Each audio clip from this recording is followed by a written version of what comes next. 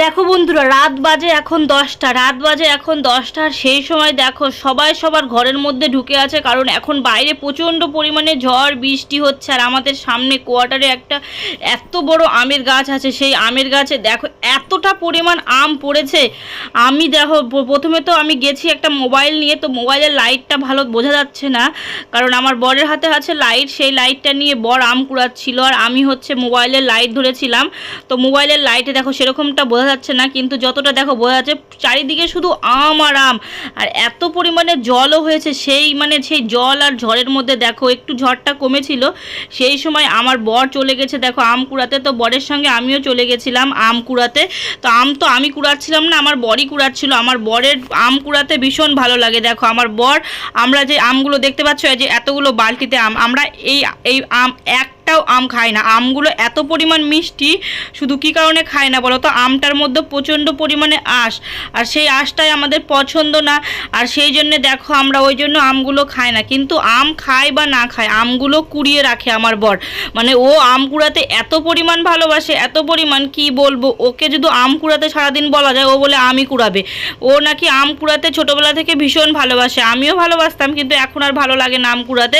তো আমার বরই আম কুড়াই। দেখো আম এক বালতি নিয়ে এসে রেখে দিল, তারপরে আবার গেছে, তারপরে বলছে কি আরও অনেক আছে, আরও মনে করো যে এখানে 5 থেকে 6 বালতি আম হতো। তো আমরা প্রথমে এক বালতি রেখে এসেছি, তারপরে বলছি, আমি বললাম আর যেতে হবে না। আমার বর বলছে না না, খাও বা না খাও, কুড়িয়ে রেখে দিই, পরে কাউকে দিয়ে দিব। দেখো এরকম বলতে না, এরকম বলে যে দিয়ে দিব, দেওয়াই হয় না। মানে সেরকম কেউ আম এখান দিয়ে আমাদের সেরকম কেউ মানে যাওয়া আসা করে যে তাদেরকে দিব, সেরকমভাবেও যাওয়া আসা দেয় না। ও তো চলে যায় ডিউটি, এবার আমি থাকি ঘরে, কিন্তু ঘরের মধ্যে বোঝা যায় না কে কখন আসে না আসে, ওই জন্য দিতে পারি না। তো আমাদের কাছে পিঠে যেইগুলো লোক থাকে তাদেরকে দিয়েই দেখো কিছুটা আম নিয়ে আসলাম ওপরের কোয়ার্টারে দেওয়ার জন্য। তো এইখানে একজনকে দিলাম আম, কিন্তু অতটা আম কি ওরাও খেতে পারবে, সেই জন্য দেখো মানে কিছুটা আম, ওরাও দেখে বলছিল এতগুলো আম দিতে হবে না, তো অল্প কিছুটা দাও। তো অল্প ওরা কিছুটা নিল, তারপরে সব আমগুলো আমরা নিয়ে গিয়ে নিচে রাখলাম। মানে আমরা শুধু আমগুলো কুড়োতেই ভালোবাসি, কিন্তু এই আমগুলো আমরা একদম খাই না বা খেতেও ভালোবাসি না।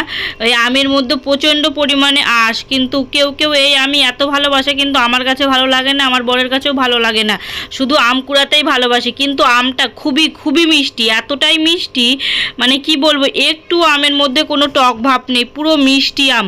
তো দেখো কতগুলো আম কুড়িয়েছি, 2 বালতি আম কুড়িয়ে এনেছি আমরা। কে কে আম খাবে চলে আসো, তোমাদের নিমন্ত্রণ রইলো আম খাওয়ার।